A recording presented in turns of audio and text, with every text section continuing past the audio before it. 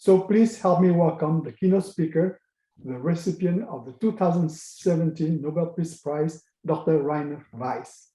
Dr. Weiss. Thank you. Can you hear me? Yes. Yes. Now I better make the screen so I can share the screen.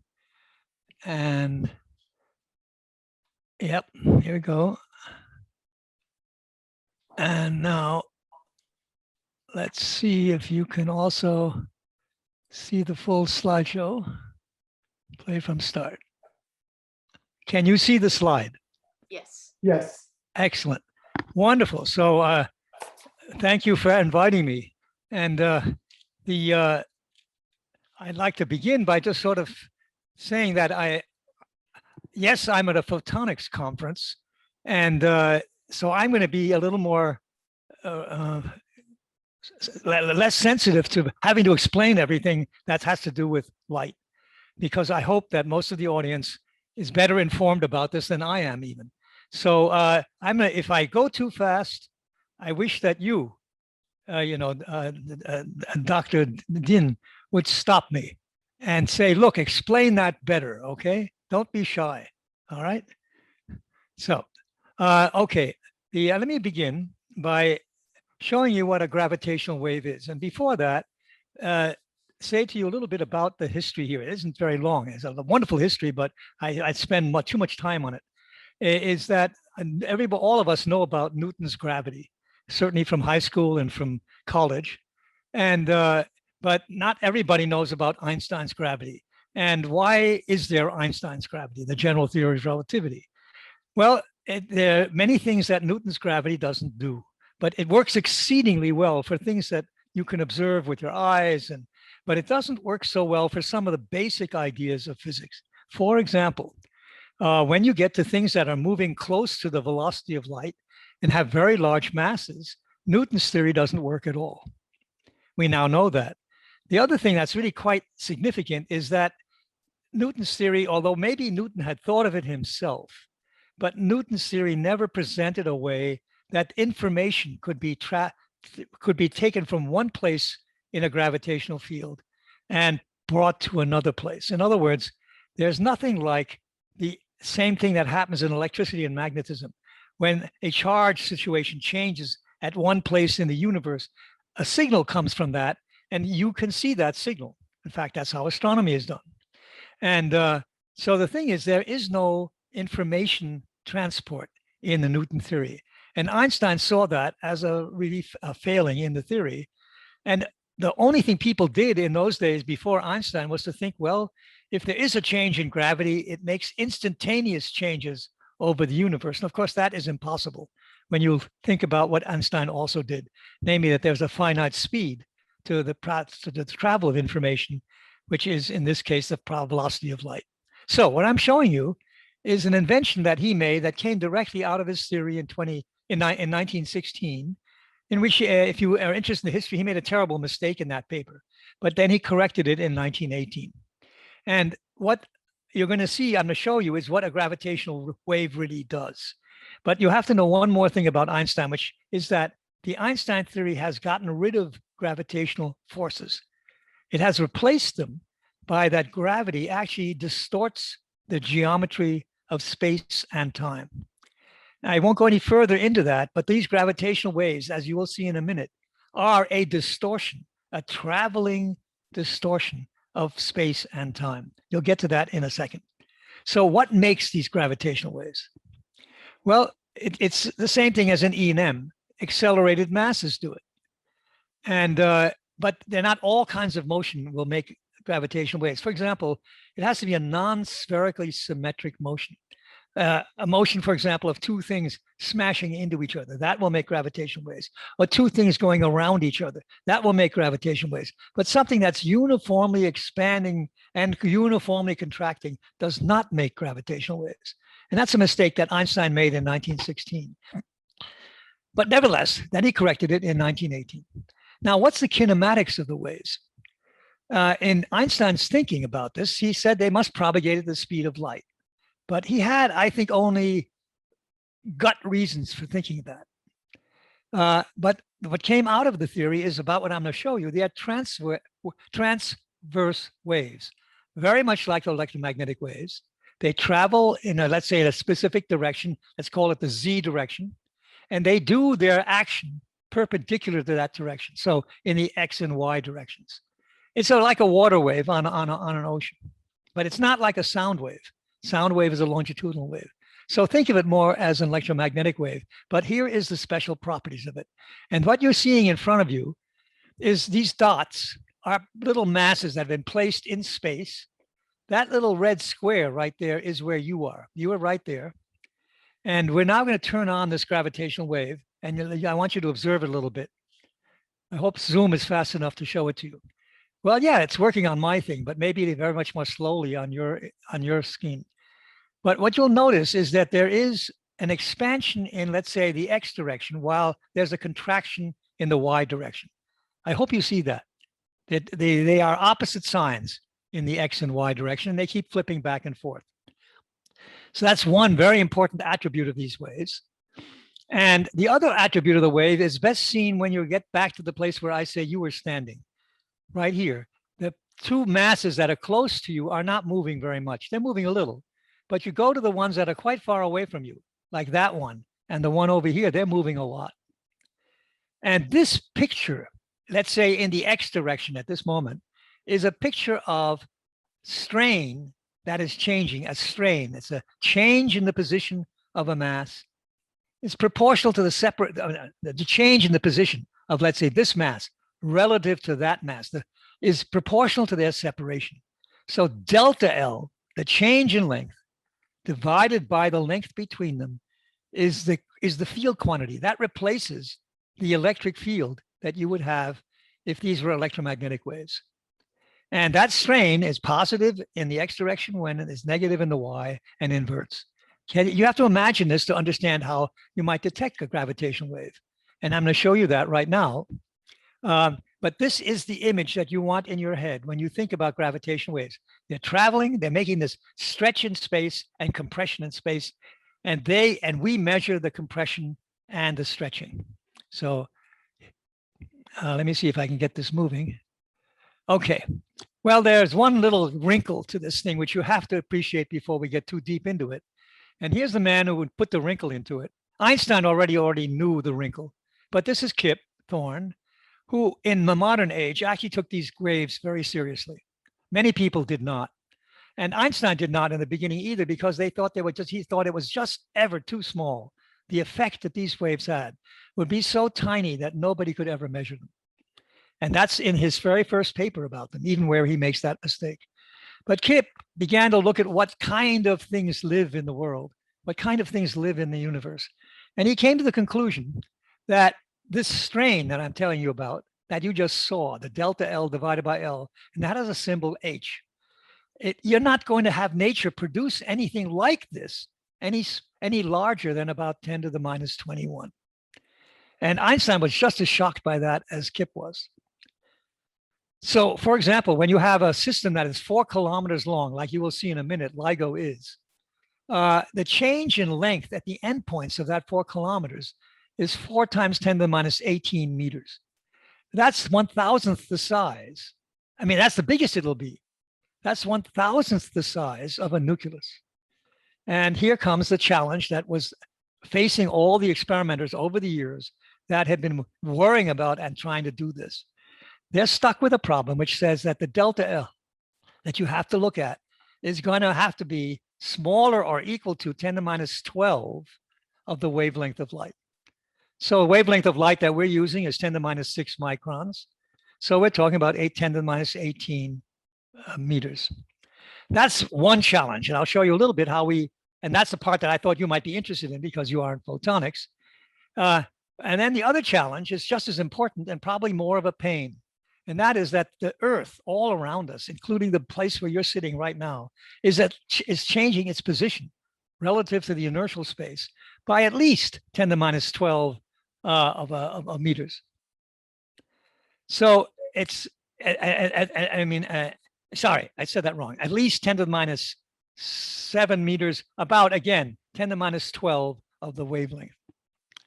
So that turned out to be a quite hard problem, as you'll see as we go on. And when we finally got to a good solution to that, we finally actually made a detection. So let me start you by, and here I feel less awkward than talking to other audiences about this. Here's a Michaelson interferometer with lots of bells and whistles. So let me walk you through this. Here's a laser, and the thing that makes the Michaelson you'll identify right away. Here's the beam splitter, and here is a one end mass of the Michaelson, and there's the other end mass of the Michaelson, and here is the detector. So the way this is operated, this system, is it operated, the laser light is expanded so that it's about the size of the 6 centimeters. It's very big beam. And it goes back and forth inside this Michaelson interferometer in such a way that no light goes to the photodetector. In other words, you have made it so that the whole wavefront is completely interfered at the beam splitter, and the photodetector doesn't see any of that light. At least we hope it doesn't. And all the light goes back to the laser. So that's the configuration, which makes this a very sensitive device for small changes in the positions of these two mirrors, with these input mirrors of these two things, which we'll get to in a minute. And these are Fabry-Perot cavities. So when you have this situation that there's no light going to the photodetector, all of it's going, you can build up the light dramatically by putting another mirror between the laser and the beam splitter. Why? Because all the light now, if you're holding this in a fixed way, you have servo systems that hold this in such a way that there is no light going to the photodetector. And now what happens means that you now can put a mirror here, which does the following. All the light is coming back. It comes through this partial mirror and heads to the laser. Well, you know that you're more familiar than I am. You don't want that kind of thing on the laser. It'll cause it to go crazy. So what you have here is you have this mirror, which is partially reflecting in such a way that the light that would be going through it and back to the laser is interfered and canceled by the light that comes from the laser and is reflected by it. So the reflection by this, what's called a power recycling mirror, which is really a slightly transparent mirror. It's about, maybe 2 or 3% transparent. That then causes, if you put these two mirrors in the right place, makes it so that you can build up the electric field in this region, right in here, by a factor of about 30, maybe even 50. Okay? And so you have done the following, effectively by using the fact that you can put this, what's called a power recycling mirror here, you have made it so that you have a laser that is maybe, 1,000 times, maybe, well, that's an exaggeration, but I said it wrong. It's a 50 increase in power, not in field. That's my problem. So you've increased the power in this by about 30 to 50, not the field. And that means that you're dealing with here we might be dealing with a 20-watt laser. Here you might be dealing with the equivalent of 600 watts. Now, let's get to the other piece of this, which has to do with detecting of the gravitational waves. So you've got an enormous buildup of field. And now what you're doing is you take the gravitational wave comes down on this thing. And the picture that you saw with all the dots, think of it. You have all of these things concentrated all very close together. They're all in one building and very close. But this mirror is 4 kilometers away from that one. That's the same thing over here. This mirror is still in the building, but that one's 4 kilometers away. And now what happens is the gravitational wave stretches this arm while it contracts that arm. And then a little bit later, it contracts this arm and stretches that one. And that motion puts sidebands on the light that's reflected by the cavity, these two cavities. These cavities have finesses of about 200-300. And so now what happens is a very interesting thing. All the carrier light that came out of the laser has gone back to the laser because of the way you set it up. But the sidebands that are generated by the gravitational wave, which moves this mirror, let's think, and that mirror, but they move in opposite directions. This one moves in, that one moves out. Those sidebands have opposite phase, opposite at the frequency of the gravitational wave. They come to the beam splitter, and this beam splitter has a negative reflection. It inverts the field at this side, the anti-symmetric port of the beam splitter. That's the symmetric port of the beam splitter. So what happens, these sidebands go, they add together and they go to the photodetector. And that then is detected with a little bit of the carrier. So that's the basic idea. That allows you, for example, this is the basic trick that makes it so that you can use wavelength of 10 to the minus 6 meters and detect motions of 10 to the minus 18 meters. It's all this buildup of the field, buildup of the power, and then buildup of the field. And our last mirror I haven't told you about is this one. And this is a very clever idea, which actually both of these ideas were generated by people in both in Germany and in Glasgow, in particular German group, Schilling, a man who you may not know, but Ron Drever you may know from the Glasgow group. And this is another mirror which now does the following. Since the only thing that comes back to the photodetector are the sidebands that are generated by the motions of the Fabry-Perot cavities, you put another mirror here, which is partially transmitting, and you can go and send those sidebands for another go into the cavities and build up the amplitude of the sidebands. And that allows you to change the spectrum, the transfer function of the interferometer. So those two mirrors, that's why this is called a signal recycling mirror, and that's called a power recycling mirror. Anyway, I hope you understood this. Most people don't get it, but I think some of you, and probably I hope most of you understand it. And if you want, you can ask me questions later. But that is the basic instrument. And here's the noise that one has to deal with in that instrument. I'm not going to describe anything more to you than that. This is a spectral density of noise. And H, this is H of frequency. In other words, how much H at what frequency is the equivalent noise. And down here is frequency. So here is 100 hertz. Here is about the number that Kip said we ought to be at, namely 10 to minus 23 per root hertz. And we ought to be about, so it turns out this is when you integrate this for a square root of the 100 hertz, that's about 10 to minus 22. So this region right in here was the region of sensitivity of the very first detector we built. And I'll show you a little more about that in a minute. And so you can see what limits it. Here is the shot noise, that's the quantum noise, the shot noise, the corpuscular noise of light. Here is the radiation pressure noise that comes from all that light hitting the mirrors and shaking them, but that didn't play much of a role. The thing that played a much bigger role at these frequencies was just the thermal motion, the excitation of the mirrors themselves and on their suspensions. They're being driven by thermal noise. And finally, the seismic noise. And so this little region in here was, and then there are other noises in here, which we'll get to at some point. But the initial detector, which we operated for a long time, had that distribution. And here then is the actual layout of detectors in the world. The detectors that made the initial detection are these two, the ones in the Pacific Northwest, the LIGO detector there, and one in Louisiana. There is another detector that was built by the Europeans, which is in Italy, near Pisa. And that became important later in this effort, as I'll tell you. And there are detectors that are now operating and beginning to get better and more sensitive in Japan. And there is a detector being built in India. This will be the network of gravitational wave detectors. And you will see why this network is very important, because this device does not have any pointing capability like a telescope.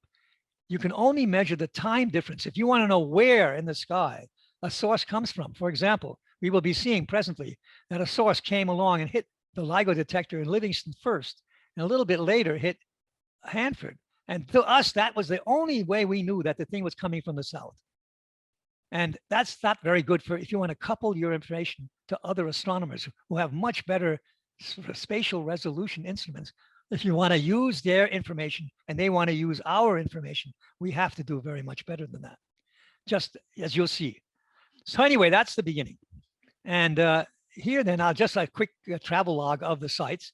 This is the site looking down on it in Louisiana. And I think if this movie runs, you'll see a lot of the different things. Yeah, that's the site in Pacific Northwest. And here's where these concrete arches are the vacuum system inside of that. This is the same in Louisiana. That's where trees are. And this is a vacuum system for the laser beams with a pressure of about 10 to the minus 9 torr. And here is an ordinary laser table, which many of you know all about. And here is the thing that's not quite so common, is a control room for this thing. And this is these people learning how to operate this detector, okay? So, and here is sort of the evolution of how we eventually, this is again now effectively the sensitivity. This is how much displacement sensitivity we have. This is poor sensitivity up here, very good sensitivity down the bottom. Here is 100 hertz again. And you can see over a time period of about 2001 to 2006, we began to learn how to run this thing. It got better and better and better and better. And eventually we got down to here. And we had a thing which you can see, the dotted line in here is the theoretical curve for that first detector. And so we didn't quite make it at low frequencies. In fact, we didn't make what we called our specification. And that line was what our theoretical curve, but it made it well enough for two things. First of all, we could say there was a clean non-detection. That sounds kind of crazy, doesn't it? But it was very important to people. You didn't want to say there could still be gravitational waves at the sensitivity of this. We were certain there were no gravitational waves at the sensitivity of the instrument by the time it got there, because we understood the noise and we had enough records and of all the things in the environmental problems and so forth that we could say we did not see something. And that allowed us to make a proposal to the National Science Foundation, which is the sponsor of this, to improve the detector in the region where we had not met the specs. And the two things, I won't go into great detail of this, are these. We had to improve the ability to reject the thermal noise and to reject the seismic noise. And one of the tricks was to make a 4 times pendulum. These are 4 pendula all in series. And here is this very fancy, wonderful mirror that is the end mirror and the input mirror of the Fabry-Perots.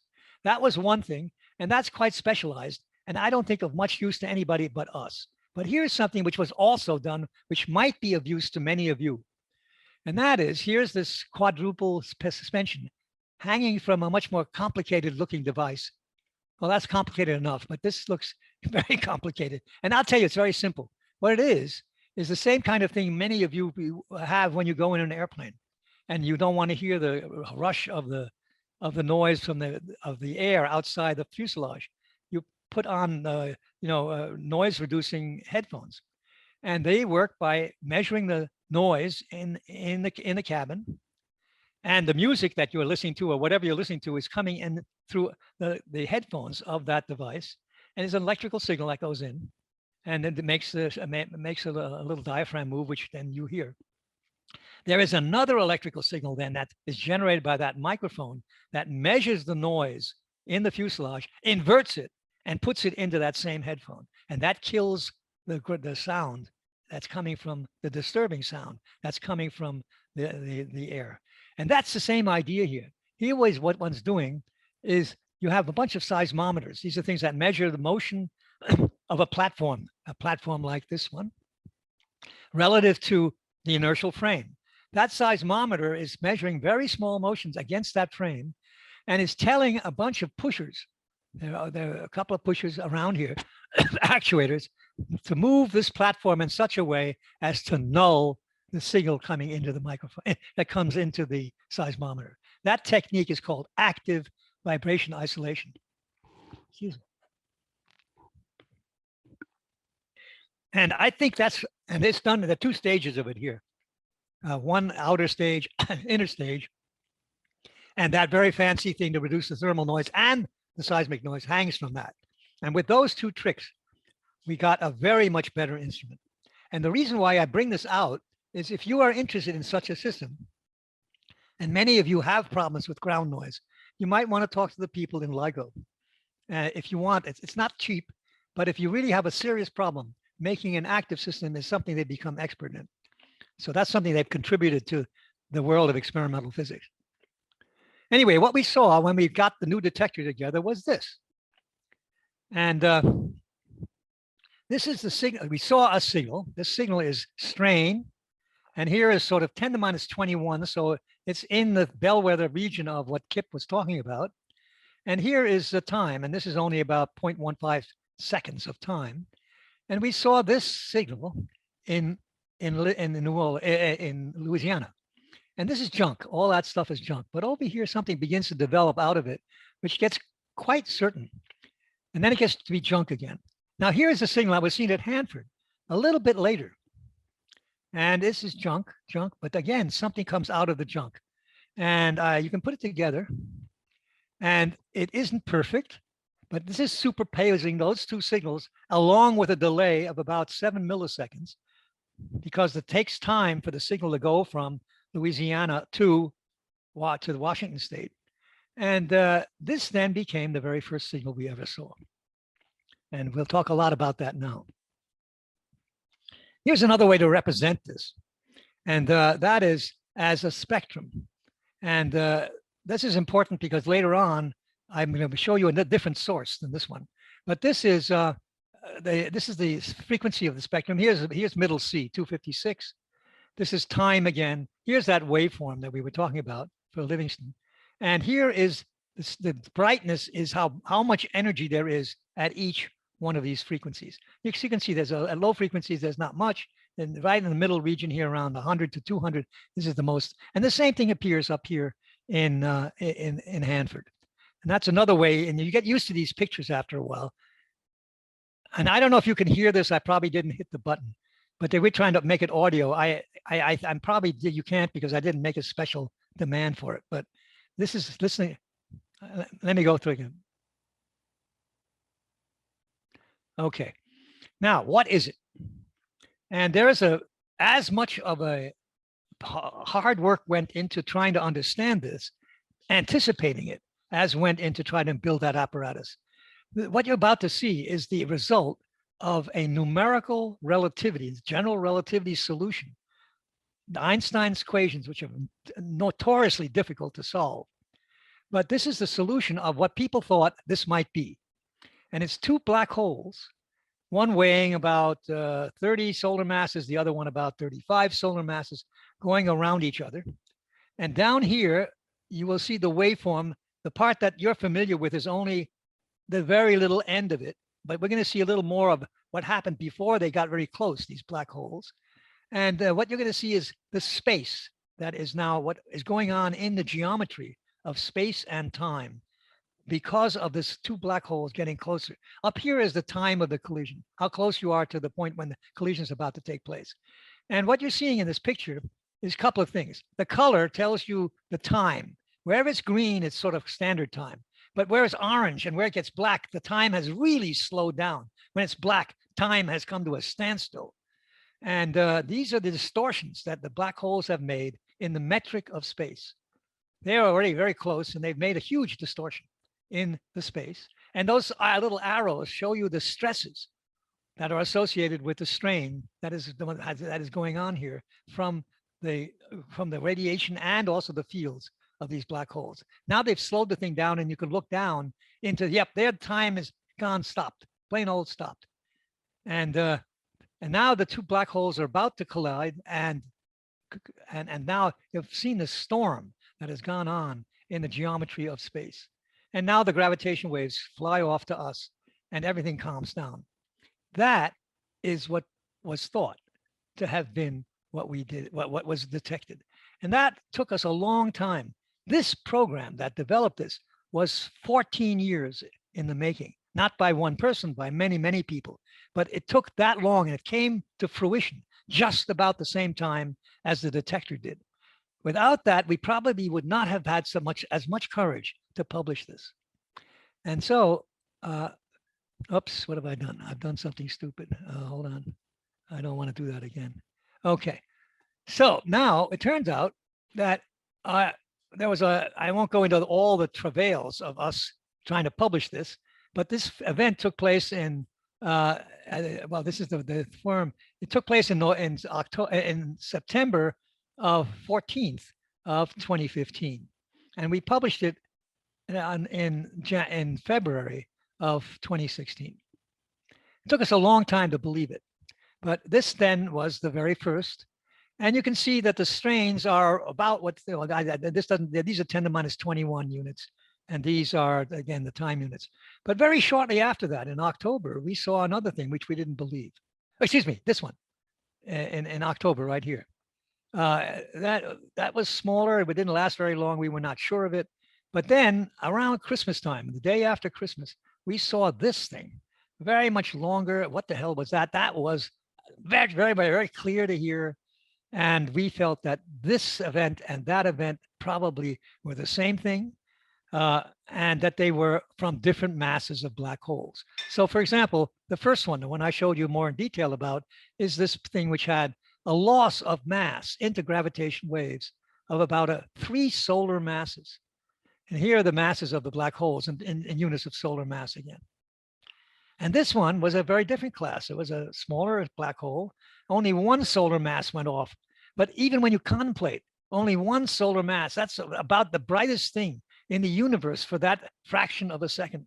The whole universe was not as bright in energy, the amount of energy that went into this, all the emission of all the galaxies, everything was small, hundreds of times smaller than the gravitational waves that suffused the universe, and the energy in those waves. And this one was really stupendous. Anyway, so we eventually got the courage and we began to see many of these. And now it turns out now it becomes important. You have made the transition from a physics discovery into astronomy. And now it becomes very important to be able to use this in some way so that people who are involved with more knowledge of astronomy, with instruments that are useful to astronomers like telescopes and radio telescopes and satellites that have detectors, gamma ray detectors on them, that they can get better positions. And here's sort of when the Virgo project came on, here's these much later. This is about in the 2017, here's another black hole. By that time, we'd probably measured 30 or 40 of them. But this is again, another black hole, but this one was seen also by Virgo, not as well. It got better, they got better and better, but it was important they saw it. And what that did, it allowed you, if this is sort of a picture of the sky down here, this thing here, that you can see a picture of the sky, LIGO alone, these two alone, could only tell people that they were in this big banana here. That's huge for an astronomer. I mean, that has 1,000 square degrees of searching in it. That would drive an astronomer crazy. So it turns out adding the other detector, the Virgo detector, to this and doing it in several ways, you could narrow this down to something like 30 square degrees. That's still a lot for an astronomer, but it was possible to even tell people where to go look.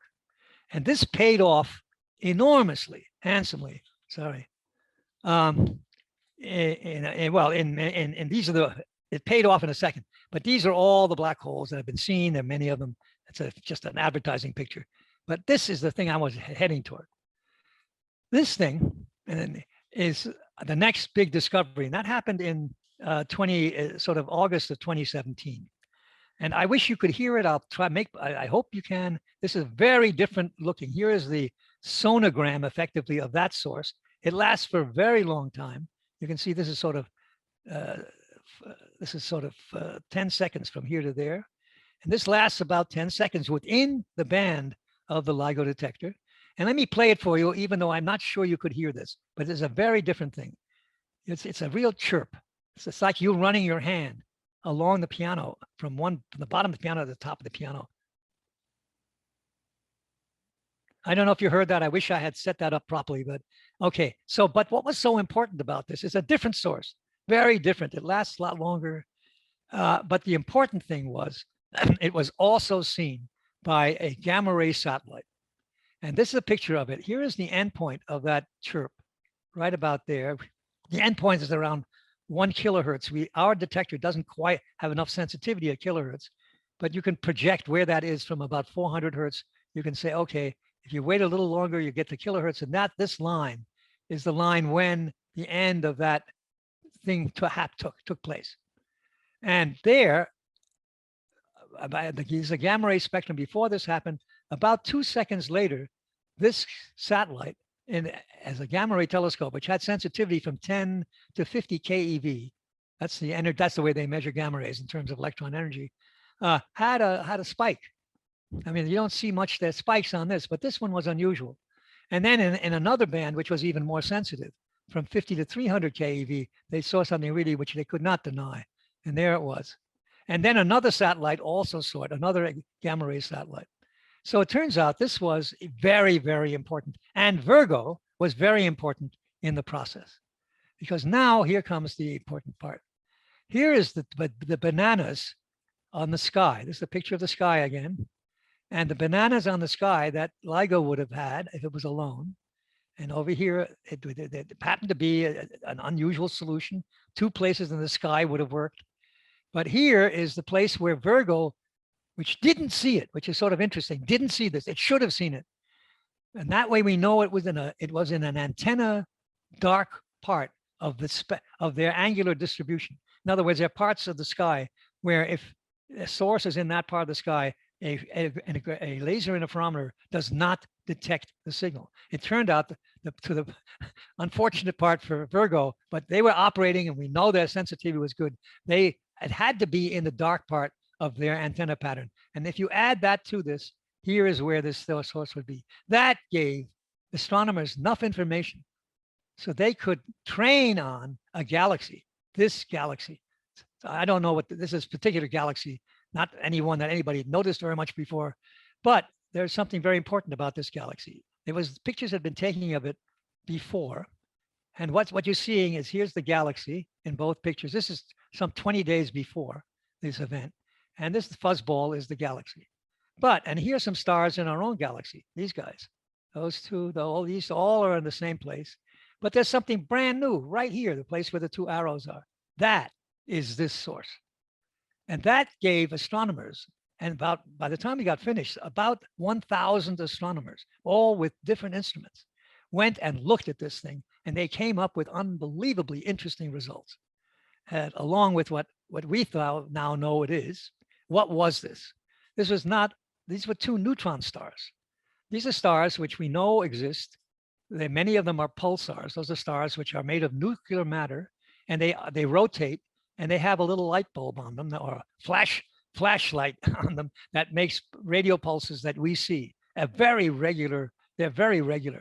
And we've suspected that those 2 neutron stars, they cohabit with each other. They will attract each other gravitationally and do the same thing the black holes do, but they have real matter in them, whereas the black holes are all geometry. So this is real matter colliding, and 2 neutron stars full of neutrons colliding. And let me give you one more little gee whiz thing about the neutron star. The neutron star is has the mass that's like the sun, but it has a density of about 10 to the 15 grams per centimeter cubed. In other words, it's much, much more dense than anything we've ever experienced. It's the density of nuclear matter. And these things then have collided, and that's what we were seeing. And they result very quickly in a huge display of nuclear fluid all around. And that fluid eventually collects together and falls into a black hole and disappears. It becomes part of the geometry. And you can see that all of these things were seen. The collision, we saw the collision. Radio astronomers later saw the beginning of a jet that came out where the black hole went in. And then people with all these telescopes watched the light that came out of this kilonova. And one of the more interesting things they saw was this. This is, you know very well, this is the periodic table, which many of you are familiar with, I'm sure. And you'll notice it has a color coding to it. Everything that's blue was initially made in the initial explosion of the universe. That's helium and hydrogen, a little bit of lithium. Almost all the other things are made in stars. Green things are made inside of the ovens that are stars, and orange things, these are exploding stars, these are low mass stars. But the thing that people were not able to ever get out of stars was the very heavy elements, these things that are purple. And now we know pretty surely that the sort of interesting things like platinum and gold are generated, all of that is generated in these neutron star collisions. That's something we would not have had by gravitational waves alone. Many other things, and I'm going to run out of time if I tell you all of those, but let me sort of end up by telling you where we're heading. It's 2 slides more. And here's where we're heading on the ground. It turns out this is a spectrum of the detector. This is, again, strain versus frequency. And this is the detector that made the detection. It's, in fact, the blue one up here. And we're now busy. It never made the design completely. And we're busy now getting to that design. And we already have stuff ready to build a detector that's called LIGO A+. But there's a lot of thinking about how do you make a thing that ultimately sees the whole universe. And that would be a thing that's about 40 kilometers long. And we're thinking hard about a system that instead of 4 kilometers is 40 kilometers long. And the reason why is that the strain, being the quantity that is measurable, it makes it so that as you increase the length, the signal that you're looking at grows with the length. And that's the reason the length becomes so important. And here's a picture of, if you have these different projects, which are color-coded, how well you could see a distribution of all the neutron stars in the universe. That's out to a Z of 10. Yes, you could do that. You can see all the black holes. And then eventually you could really get out all the way into cosmology. And so this is my last slide to give you a quick view of where the world is heading. Here is this is frequency of gravitational waves. And this is the signal strain. And here are the things that are in the future. This is what we've been doing now. This is where LIGO belongs. And the next big event is a space version of LIGO. That's called LISA. That's going to be built. And the Americans were going to build it. Now the Europeans are. And then as we go along, you go to lower frequency. And then there is a way of using pulsars as a way of getting timing information as gravitational waves come through our universe. And lastly, there's an experiment going on in several places in the world where people are looking at the effect of primordial gravitational waves, those that might have been generated at the moment when the universe got created, and how they influence the cosmic background radiation. I won't go into that. That's a very interesting experiment that's going on now. So thank you very much. Well, thank you very much, Dr. Weiss. So is there any question for Dr. Weiss? Anyone have any question?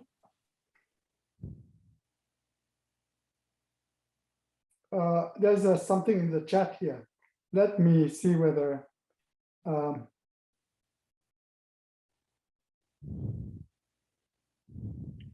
if you have question, please send the chat.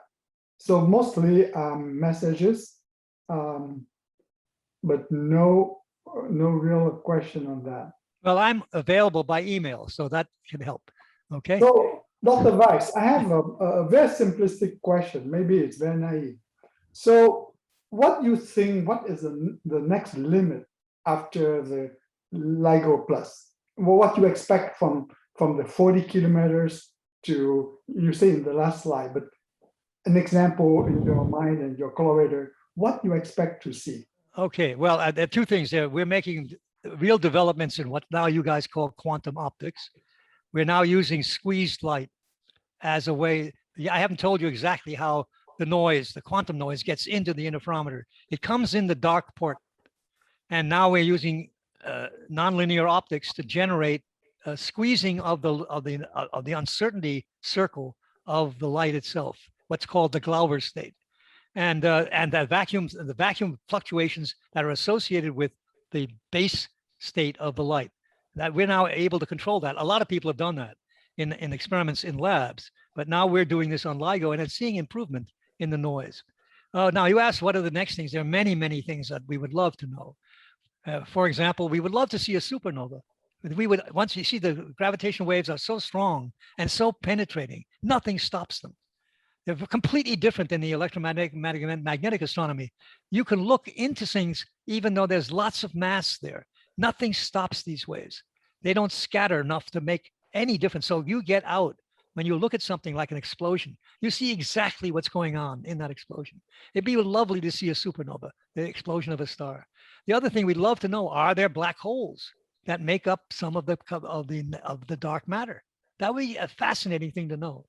And then we'd love to know more about if, for example, this experiment that last one I talked about, is there really a primordial background of gravitational waves? There is ultimately a way of detecting that directly. And I think that will be one of the most interesting things that you could tell, looking at the moment when quantum mechanics, quantum theory was the thing that determined how cosmology operates. That's what happens when the universe gets that small at the beginning of the universe. You have to use quantum theory for that. And it's sort of mind-boggling to think that the universe has to do that. And that would be the epoch when gravitational waves were generated by the universe during that rapid expansion. Those are all ahead of us. Wonderful ideas. Yeah, I start to see Dr. Weiss a question here. So the question is, from Joe. How big are the scientific teams that work on LIGO? And are there opportunities for young scientists to make an individual impact? Yeah, that's a good question. The thing was built by something called the LIGO laboratory, which is a combination now of Caltech, MIT, Stanford is not part of it, but they made a major contribution. The University of Florida in Gainesville made a big contribution, Syracuse University, and they are part of something called the LIGO Scientific Collaboration, which is about 1,000 people. The people who are experimenters, and we're always looking for good experimenters, especially now where we're thinking now of these next big ventures. This is certainly worth for a young person to look at that. But it's hard work. It's you know, and you don't get papers right away out of something like that. It's slow.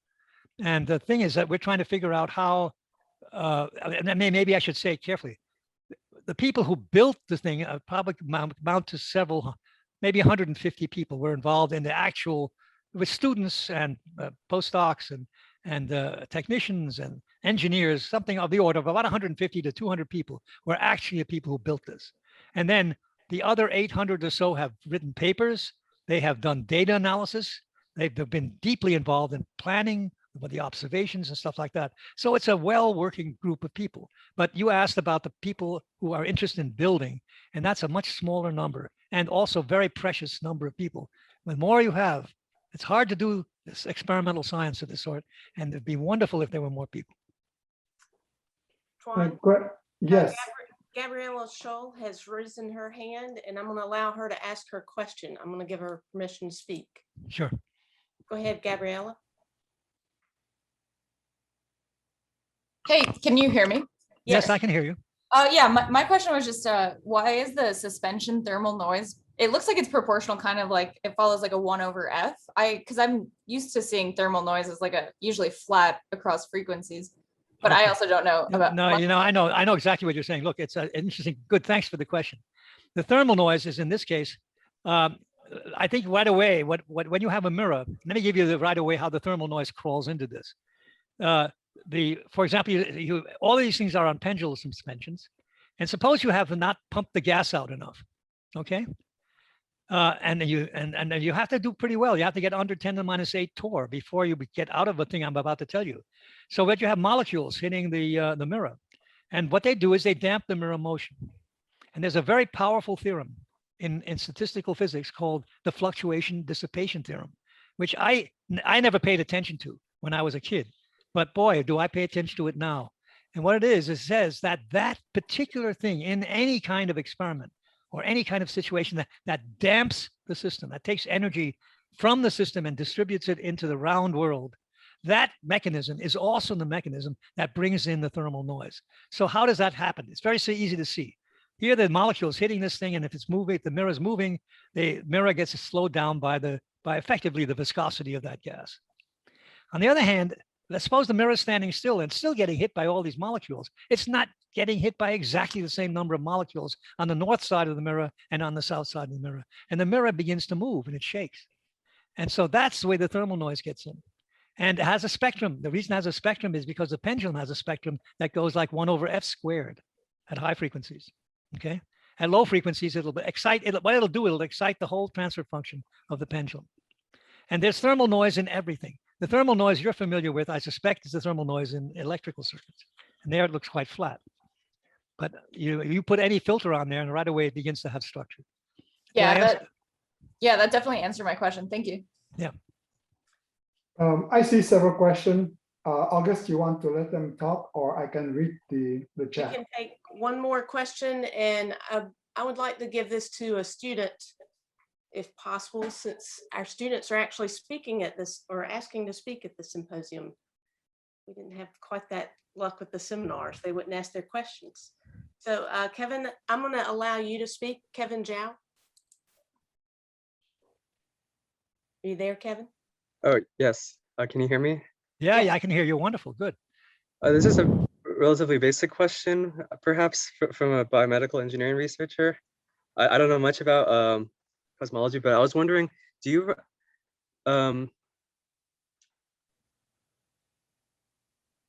do you have cues that help you? How frequent are these cosmological events? Do you run your detectors continuously, or do you have cues that help you predict when they might occur? So you Oh, know no, when? no. I thank you for that question. I left out a lot because I had only 30 minutes. No, we run continuously. But you're asking is a very important part. The way this whole experiment works is we stop fixing things and run for some length of time, maybe 3 months, 5 months, 6 months, until we have developed something which makes the detector better. Then we have big discussions with both our colleagues who are in the collaboration and also our funders, the NSF. Well, when should we take time now and put the new innovations in? And that is a periodic thing that goes on and on. Right now, we happen not to be running. We happen to be making innovations and changing the detector.